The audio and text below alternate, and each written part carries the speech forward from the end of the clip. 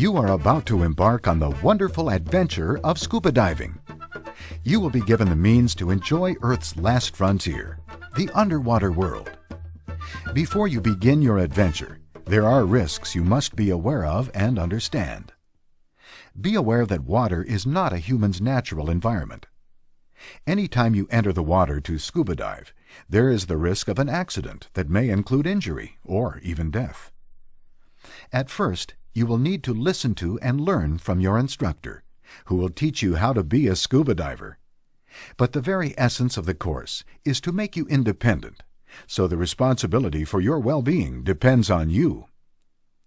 Because your safety basically depends on your personal actions and how well you apply yourself and follow the rules, you will be required to sign a series of forms. It is very important that you read each form carefully, so you understand fully what you are signing and what rights you are relinquishing. Let's now watch an overview of the areas of risk in scuba diving. You will see that if you follow the safety rules discussed in your course, the risks are relatively small and controllable, and you can learn to be a responsible diver.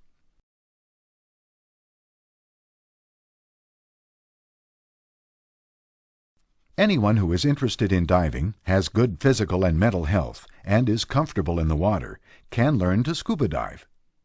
Good physical and mental fitness means good general health. You do not need to be a super athlete, but you do need to be reasonably fit, as scuba diving puts stress on both your body and your mind. There are some pre-existing medical contraindications that might disqualify you from scuba diving. To help you review this aspect of fitness, your instructor will provide you with a medical history form. Please complete it honestly. We do care about your well-being. Areas of particular concern are the circulatory and respiratory systems, air spaces, and any condition that might cause a person to pass out or lose consciousness. If there is any concern about your medical condition, you will be asked to have a medical exam by a licensed medical practitioner before participation in open water scuba activities. Substance abuse of any kind, be it alcohol, drugs, or smoking, has no place in scuba diving. If you have any problem with any of these, it is far better to deal with the problem before you take scuba lessons. A key element to your success as a scuba diver is motivation. You have to want to do it. You should not be in a scuba class to please someone else if you are unduly afraid of the water or the activity.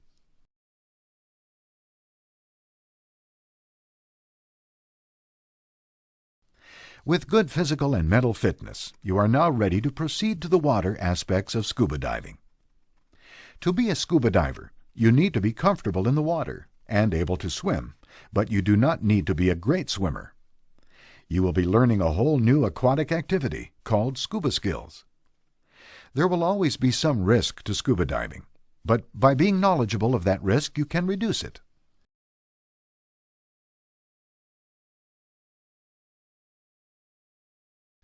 Scuba diving is an equipment-intense activity.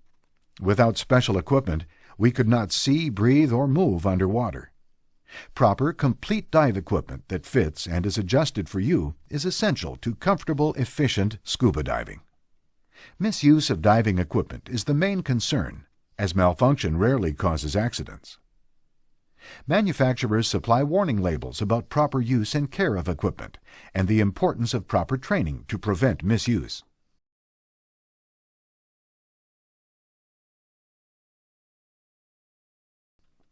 Breathing and pressure changes are also of particular importance to scuba divers.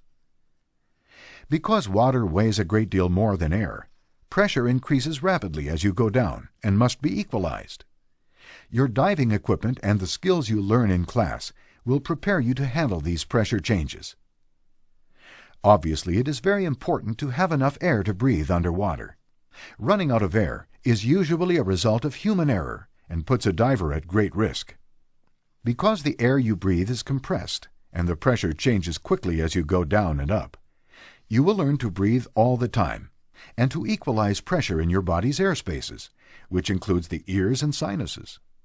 Failure to equalize with the pressure underwater may cause damage to your ears or sinuses. If you were to hold your breath and ascend, you could suffer an overexpansion injury. This is a serious injury. Remember, scuba diving does present a risk. However, by knowing what to do, you can reduce that risk.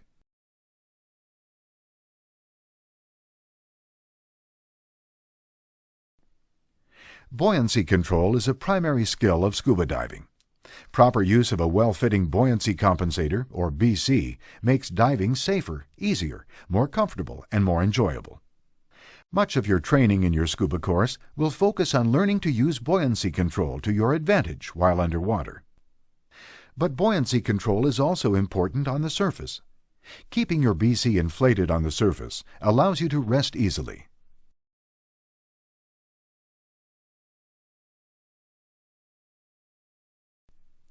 Communicating with and maintaining contact with both your instructor and dive buddy adds to the enjoyment and safety of diving.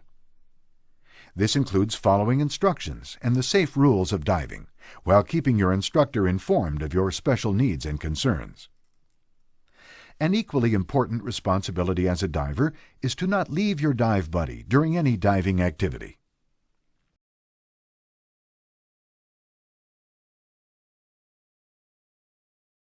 Control is a key concept in scuba diving. This means you are in control of your mind, body, and total diving system, so you can effectively deal with the environment, your buddy, and yourself. In diving, we talk about staying in your comfort zone by knowing your limits. This provides a margin of safety in difficult situations and helps you keep faith with the cardinal rule of all adventuresome activities. Stay calm, don't panic. All of these things taken together will help you develop a level of awareness so you are ready to participate in scuba diving. You will learn to reduce risk, but it cannot be eliminated. Ultimately, you will be responsible for your own well-being and enjoyment of diving.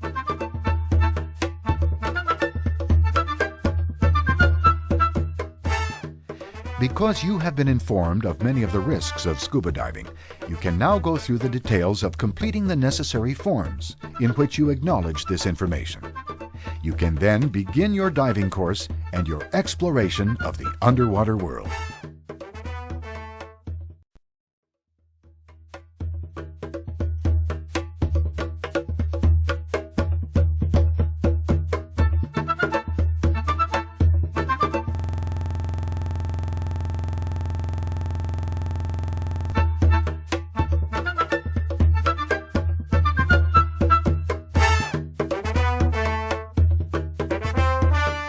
You have completed the first phase of your training and are now ready to continue.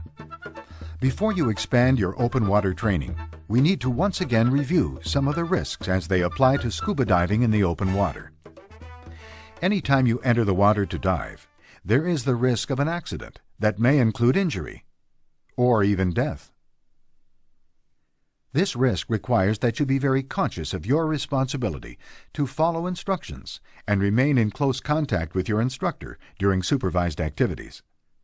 However, your safety is ultimately your responsibility, and your goal is to perform without depending on your instructor.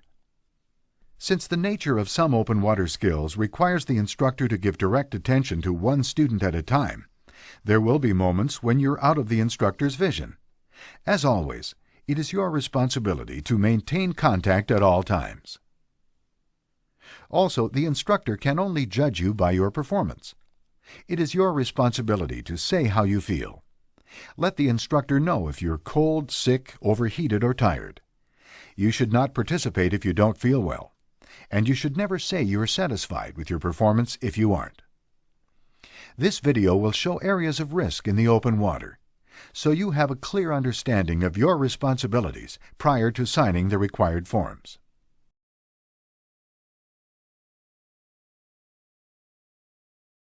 You are responsible for your own physical and mental fitness. Your current readiness to dive includes not being sick or in poor health. The use of any substance that may impair your performance as a diver is contrary to safe diving. It is natural to feel somewhat excited, even stressed, prior to open water diving. But remember, you have been trained to deal with the risks. Follow the rules and dive within your limits, and you will have a wonderful adventure.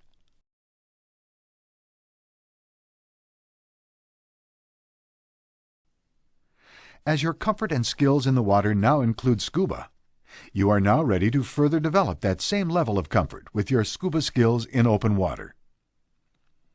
Risk cannot be totally removed from scuba diving or any other activity, but you can deal with it by learning to dive and by following the safe diving rules.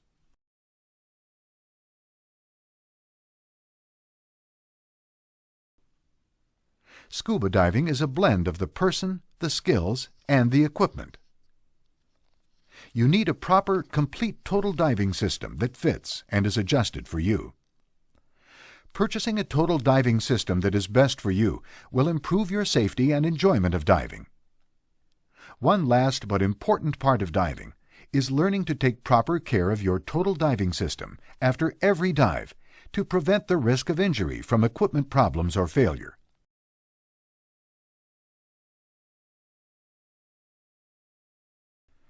A special concern of scuba diving is the need to equalize your ears and sinuses as you descend underwater. By controlling your buoyancy with your BC, you can provide yourself time to equalize and not go beyond your planned depth.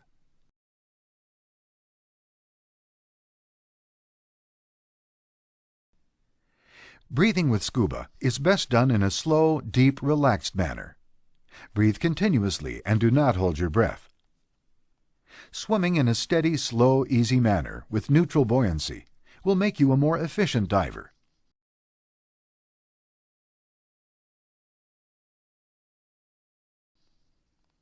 Another major concern of scuba diving is the possibility of having an overexpansion injury while ascending.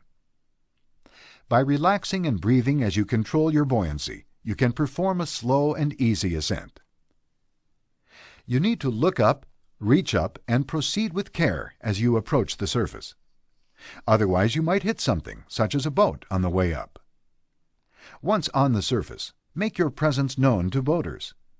Be aware that you can see boats better than they can see you.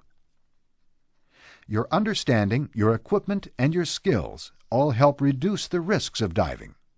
But remember that injuries can still occur.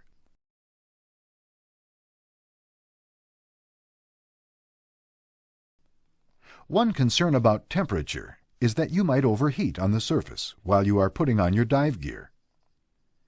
The other concern is that you may become excessively cold while underwater. Water takes away body heat 25 times faster than air. Therefore, divers need to wear the correct protective suit for the water temperature.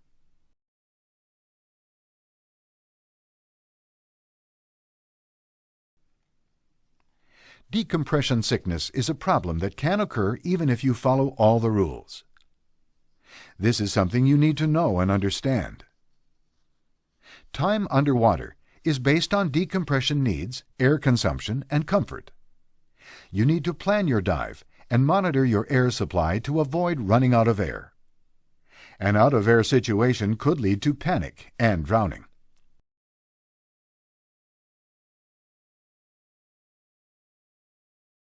Extra care must be used as you enter or exit the water, so as not to hurt yourself or others. A rocky shoreline, surf, and currents all add up to risks of diving. Diving skills, along with a calm, relaxed approach, will help you deal with these environmental conditions. Entanglement is a problem that can be handled as long as you don't panic. Some aquatic life can be harmful, and care needs to be taken to avoid contact and to not provoke animals. The risk of diving-related injury is, of course, greater in the open water than in the swimming pool. But how you behave and relate to other divers is a key to lessening problems. You need to follow the instructions from diving leaders and follow the safe rules of diving. It is your responsibility to maintain both buddy and instructor contact during open water training dives. At the same time, only do those things to and with your buddy that you are comfortable with.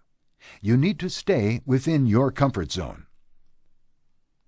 Keep your instructor informed of your needs, wishes, and concerns. The whole process of instruction will, therefore, go far better. Remember, the instructor only knows how you look, not how you feel. Stress is a normal and expected part of scuba diving. You need to control it to be able to solve problems while in the water. By developing a higher level of awareness of yourself, your buddy, your skills, your total diving system, and the environment, you will be a better and safer diver. By putting all these ideas together with your training, you will be ready to dive in open water.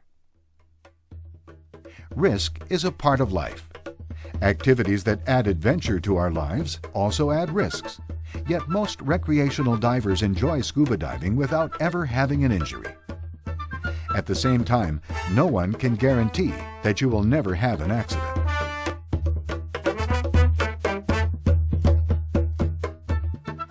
Scuba diving is an extremely interesting and enjoyable recreational activity. With the information provided here, your diving instruction, and a thinking approach to scuba diving, you can have exciting adventures with a known and controllable degree of risk. Now that you have been informed of the risks of scuba diving, you can go through the details of completing the necessary forms in which you acknowledge this information, so that you can proceed with your diving activities.